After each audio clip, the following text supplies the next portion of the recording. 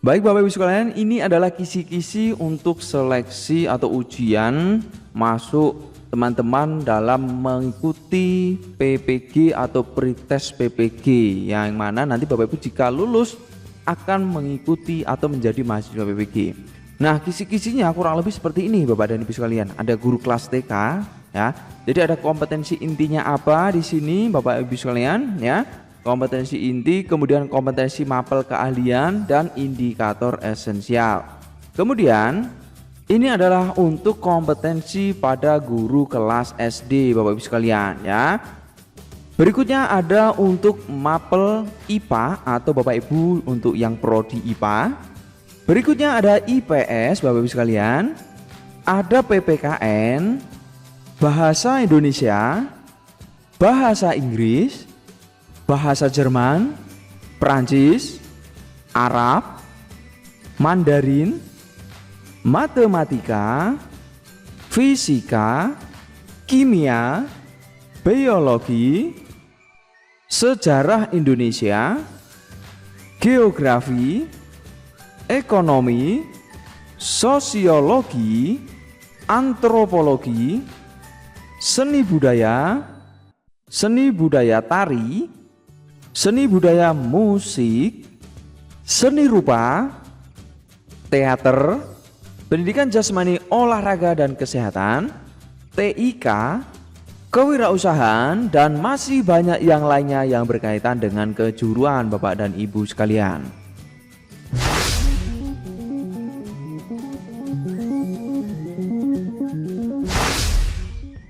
Ini tentu selaras atau sama dengan penjelasan dari kementerian berkaitan dengan untuk PPG 2022 ini ada seleksi administrasi dan juga ada seleksi akademik Bapak dan Ibu sekalian di sini ya. Nah, untuk seleksi administrasi ini tentu Bapak Ibu sekarang sudah melewati atau melalui masa-masa ini dan masih ada waktu 1 hari besok ya Bapak Ibu. Pastikan sudah mengikuti atau mengirimkan berkas, saya mudah-mudahan disetujui. Dan untuk tahapan seleksi administrasi Bapak Ibu sekalian, nah untuk PPG ini tentu kita harus memantau sesuai dengan kisi-kisi seleksi PPG 2022.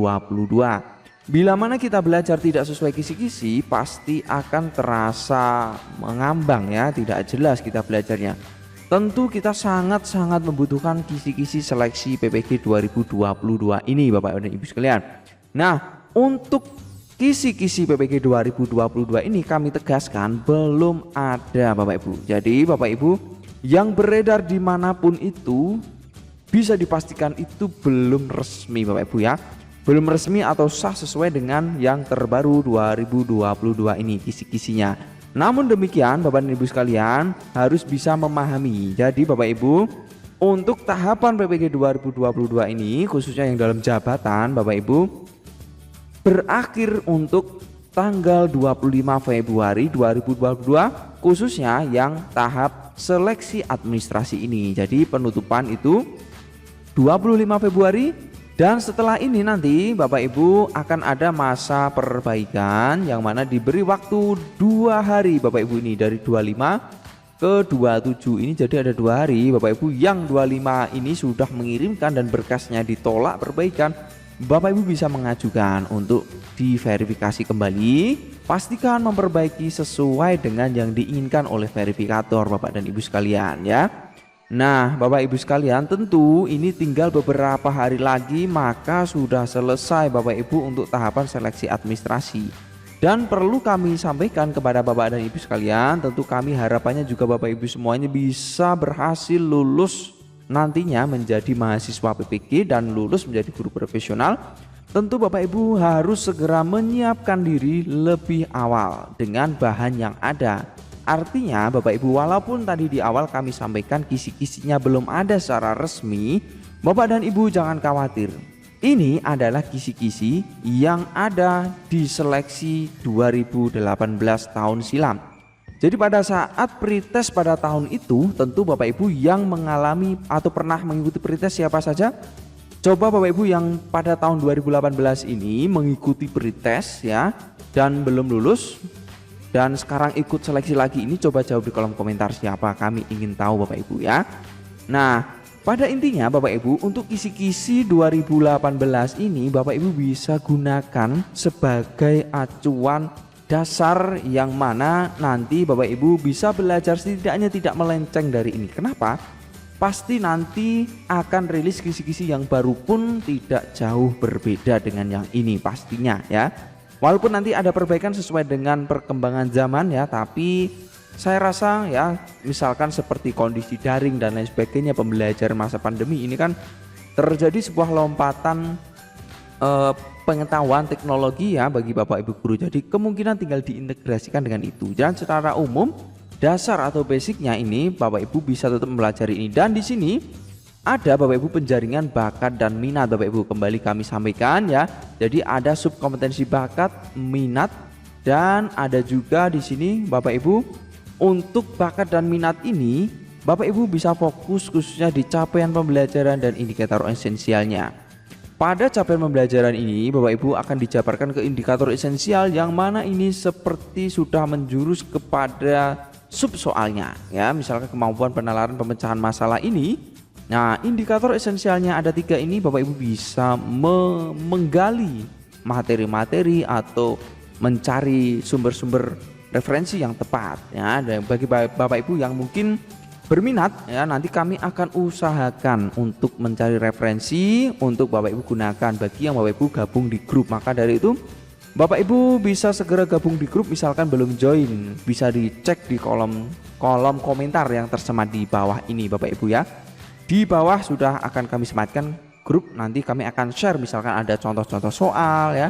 Atau mungkin Bapak Ibu yang berminat kalau saya membuat soal pembahasan, coba jawab di kolom komentar. Misalkan berminat untuk soal pembahasan atau soal dalam bentuk PDF saja atau bagaimana, silahkan sampaikan di kolom komentar. Intinya kami akan mencoba membantu memfasilitasi Bapak dan Ibu sekalian agar bersama-sama menjadi guru profesional. Dan selain itu untuk penjaringan bakat dan minat ini ada bakat ya, minat juga Bapak Ibu ya, ini tidak perlu saya jelaskan satu persatu, nanti Bapak dan Ibu bisa membacanya secara detail, hanya saya sampaikan secara garis besarnya. Dan Bapak Ibu yang belum mendapatkan file ini segera join di grup, nanti kami akan bagi Bapak Ibu file ini ya, atau cari di internet juga banyak sih sebenarnya. Yang berikut Bapak Ibu untuk tes potensi akademik ya, tes potensi akademik Bapak Ibu sekalian ini.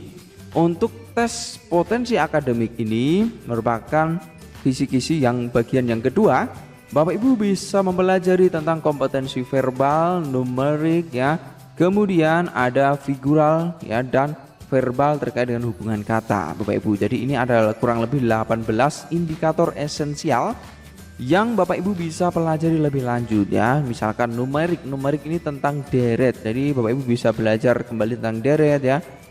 Kemudian suku as satu angka, kelanjutan deret ya, analogi dan lain sebagainya ya, itu bisa Bapak dan Ibu kembali pelajari di buka-buka.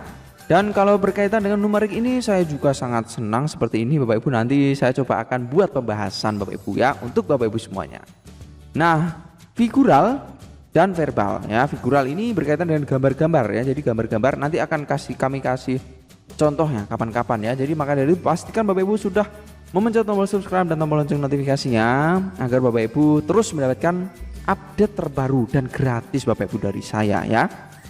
Baik, untuk yang berikut Bapak Ibu sekalian, kisi-kisi soal yang berikut tentang pedagogik. Nah, untuk pedagogik ini Bapak Ibu ada tentang merencanakan pembelajaran, kemudian melaksanakan pembelajaran dan menilai dan mengevaluasi pembelajaran. Jadi ini adalah kompetensi pedagogik kita, kompetensi pedagogik sebagai guru yang mana pasti Bapak Ibu selalu mengalami atau menerapkan dalam kehidupan keseharian dalam profesi Bapak Ibu sebagai guru ya. Merencanakan pembelajaran ya, ini tentu sudah sering Bapak Ibu lakukan. Tinggal Bapak Ibu kembali mendalami, misalkan Bapak Ibu cermati lagi, misalkan indikator esensialnya di sini untuk subkompetensi pembelajaran berdasarkan standar kompetensi lulusan ini di indikator esensial yang pertama, yang kedua ini contohnya tentang rumusan indikator ini dapat merumuskan capaian pembelajaran atau tujuan pembelajaran. Jadi bagaimana mendesain atau menemukan sebuah tujuan pembelajaran yang tepat Bapak Ibu ini. Nah, tujuan pembelajaran contohnya, dan yang lain juga hampir sama ya Bapak Ibu, tinggal Bapak Ibu nanti bisa dalami berkaitan dengan perencanaan pembelajaran dan proses pembelajaran ya, melaksanakan pembelajaran ini. Bapak Ibu terkait dengan paparan kasus ya, dapat memberikan pemecahan masalah terkait dengan kronologi atau studi kasus di kelas Bapak Ibu. Misalkan sekarang ini kan lagi marak pembelajaran daring, tentu ada kasus-kasus atau masalah-masalah, tentu nanti disajikan sebuah problem, Bapak Ibu bisa memecahkan masalah itu ya. Nah tinggal dicari, nanti akan kami coba usahakan, hanya memang dalam waktu dekat ini kamu belum bisa Bapak Ibu ya, kami belum bisa. Insya Allah ya mulai minggu depan ya Bapak Ibu, nanti akan kami rilis latihan soal ya, khususnya di Schoolpedia ini. Walaupun banyak Bapak Ibu yang sudah beredar membuat ya, nah silakan Bapak Ibu juga bisa terus belajar dan memaksimalkan yang ada, tapi untuk Schoolpedia akan kami usahakan mulai minggu depan Bapak Ibu, jadi pantau terus Bapak Ibu ya.